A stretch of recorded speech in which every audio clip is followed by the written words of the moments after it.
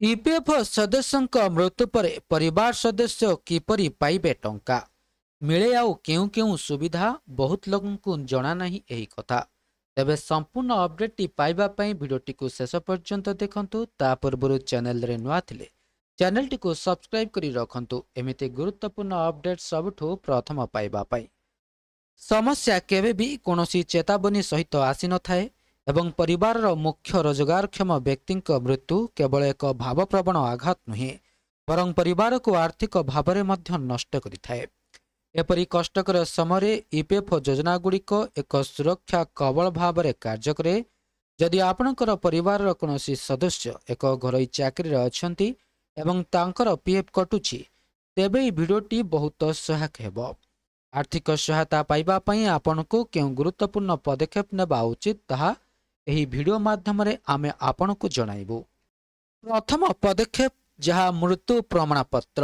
ଯେକୌଣସି ଆଇନଗତ କିମ୍ବା ଆର୍ଥିକ ପ୍ରକ୍ରିୟା ଆରମ୍ଭ କରିବା ପାଇଁ ମୃତ୍ୟୁ ପ୍ରମାଣପତ୍ର ହେଉଛି ସବୁଠାରୁ ମୌଳିକ ଦସ୍ତାବିଜ। ଏହା ବିନା ଆପଣ କୌଣସି ସୁବିଧା ପାଇପାରିବେ ନାହିଁ। ଆପଣ ଆପଣଙ୍କର ନଗର ନିଗମ କିମ୍ବା ସ୍ଥାନୀୟ ସଂସ୍ଥାର ୱେବସାଇଟ ପରିଦର୍ଶନ କରି ଅନଲାଇନରେ ଆବେଦନ କରିପାରିବେ। 7 ଲକ୍ଷ ପର୍ଯ୍ୟନ୍ତ ମାଗଣା ବୀମା ଯୋଜନା। ବହୁତ କମ୍ ଲୋକ ଜାଣନ୍ତି ଯେ ଯଦି କୌଣସି କର୍ମଚାରୀଙ୍କ ଚାକିରି କାଳ ମଧ୍ୟରେ ମୃତ୍ୟୁ ହୁଏ, ତେବେ ତାଙ୍କ ପରିବାର ଇଡିଏଲ୍ଆଇ ଯଥା କର୍ମଚାରୀଙ୍କ ଜମା ଲିଙ୍କ୍ଡ ବୀମା ଯୋଜନା ଅଧୀନରେ 7 ଲକ୍ଷ ପର୍ଯ୍ୟନ୍ତ ବୀମା ପାଇବାକୁ ହକଦାର ଅଟନ୍ତି। ଏଥିପାଇଁ କର୍ମଚାରୀଙ୍କୁ କୌଣସି ପୃଥକ ପ୍ରିମିୟମ ଦେବାକୁ ପଡ଼ିବ ନାହିଁ। ପିଏଫ୍ ଏବଂ ପେନ୍ସନ୍ ପାଣ୍ଠି ବିଷୟରେ ଜାଣନ୍ତୁ। ମୃତ ବ୍ୟକ୍ତିଙ୍କ ପିଏଫ୍ ଆକାଉଣ୍ଟରେ ଜମା ହୋଇଥିବା ସମସ୍ତ ପାଣ୍ଠି, ଯାହାକି ସୁଧ ସହିତ, ତାଙ୍କ ମନୋନୀତ ବ୍ୟକ୍ତି କିମ୍ବା ଆଇନଗତ ଉତ୍ତରାଧିକାରୀଙ୍କୁ ହସ୍ତାନ୍ତର କରାଯାଏ। ଯଦି ସଦସ୍ୟ 10 ବର୍ଷ ଚାକିରି ପୂରଣ କରନ୍ତି, ତେବେ ତାଙ୍କ ପତି କିମ୍ବା ପତ୍ନୀ ଜୀବନବ୍ୟାପୀ ପେନ୍ସନ୍ ପାଆନ୍ତି। ଏହା ସହିତ 2 ସନ୍ତାନ 25 ବର୍ଷ ବୟସ ପର୍ଯ୍ୟନ୍ତ ପେନ୍ସନ୍ ଲାଭ ପାଆନ୍ତି। ବ୍ୟାଙ୍କ ଏବଂ ଋଣ ବିଷୟରେ ଆସନ୍ତୁ ଜାଣିବା। ମନେ ରଖନ୍ତୁ ଯେ କେବେ ବି ମୃତ ବ୍ୟକ୍ତିଙ୍କ ଏଟିଏମ୍ କାର୍ଡରୁ ଟଙ୍କା ଉଠାନ୍ତୁ ନାହିଁ। ଏହାକୁ ବେଆଇନ ବୋଲି ବିବେଚନା କରାଯାଇପାରେ।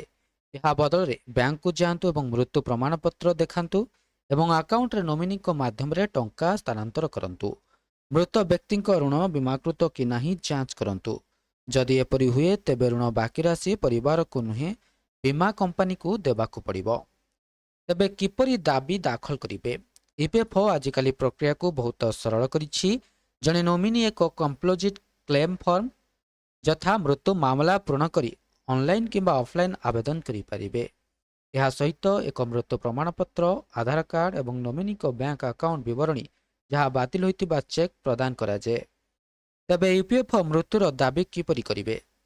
ଅନଲାଇନ୍ରେ ଆବେଦନ କରିବାର ସମ୍ପୂର୍ଣ୍ଣ ପ୍ରକ୍ରିୟା ବିଷୟରେ ଆସନ୍ତୁ ଜାଣିବା। ଯଦି ମୃତ ବ୍ୟକ୍ତିଙ୍କ ୟୁଏନ୍ ଆଧାର ସହିତ ଲିଙ୍କ ହୋଇଥିବେ ଏବଂ ତାଙ୍କର ନାମାଙ୍କନ ଡିଜିଟାଲ ଭାବରେ ଅପଡେଟ୍ କରାଯାଇଛି, ତେବେ ନାମାଙ୍କିତ ବ୍ୟକ୍ତି ଘରୁ ଅନଲାଇନ୍ରେ ଦାବି କରିପାରିବେ। ତେବେ ପଦକ୍ଷେପ 1, ଇପିଏଫ୍ ପୋର୍ଟାଲ ପରିଦର୍ଶନ କରନ୍ତୁ। ପ୍ରଥମେ ଅଫିସିଆଲ ଇପିଏଫ୍ ୟୁନିଫାଏଡ ମେମ୍ବର ପୋର୍ଟାଲକୁ ଯାଆନ୍ତୁ। ଏଠାରେ ଆପଣ ଲାଭାର୍ଥୀଙ୍କ ଦ୍ୱାରା ମୃତ୍ୟୁ ଦାବି ଦାଖଲ କରିବାର ବିକଳ୍ପ ଦେଖିବେ। ଷ୍ଟେପ୍ 2, ଆବଶ୍ୟକ ବିବରଣୀ ପୂରଣ କରନ୍ତୁ।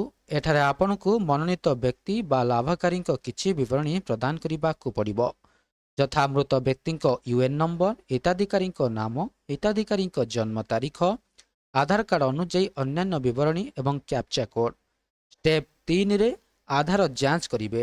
ବିବରଣୀ ପ୍ରବେଶ କରିବା ପରେ ନୋମିନିଙ୍କ ଆଧାର ଲିଙ୍କ ହୋଇଥିବା ମୋବାଇଲ ନମ୍ବରକୁ ଏକ ଓଟିପି ପଠାଯିବ। ପ୍ରବେଶ କରିବା ପରେ ସିଷ୍ଟମ ଯାଞ୍ଚ କରିବ ଯେ ଆପଣ ସଠିକ୍ ନୋମିନି ବୋଲି। ଷ୍ଟେପ୍ 4, ଫର୍ମ ଚୟନ କରନ୍ତୁ।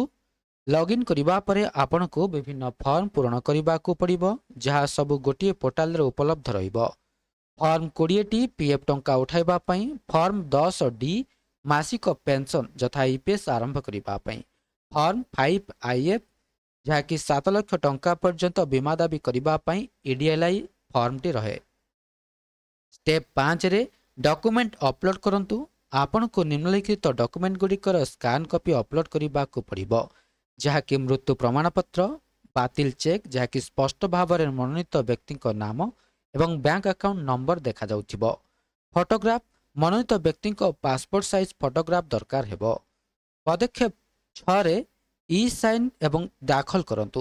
ଶେଷରେ ଆଧାର ଆଧାରିତ ଇ ସାଇନ୍ ବ୍ୟବହାର କରି ଫର୍ମରେ ଡିଜିଟାଲ ଭାବରେ ସ୍ୱାକ୍ଷର କରନ୍ତୁ ଏବଂ ଏହାକୁ ଦାଖଲ କରନ୍ତୁ। ଦାଖଲ କରିବା ପରେ ଆପଣ ଏକ ସ୍ୱୀକୃତି ନମ୍ବର ପାଇବେ, ଯାହାକୁ ଆପଣ ସ୍ଥିତି ଟ୍ରାକ୍ କରିବା ପାଇଁ ବ୍ୟବହାର କରିପାରିବେ। ଏବେ ଏହା ଥିଲା ସମ୍ପୂର୍ଣ୍ଣ ଅପଡେଟଟି। ଭିଡ଼ିଓଟି ଭଲ ଲାଗିଥିଲେ ଭିଡ଼ିଓଟିକୁ ଲାଇକ୍ କରନ୍ତୁ, ସେୟାର କରନ୍ତୁ ଏବଂ ଚ୍ୟାନେଲଟିକୁ ସବସ୍କ୍ରାଇବ୍ କରିବା ପାଇଁ ଭୁଲନ୍ତୁ ନାହିଁ।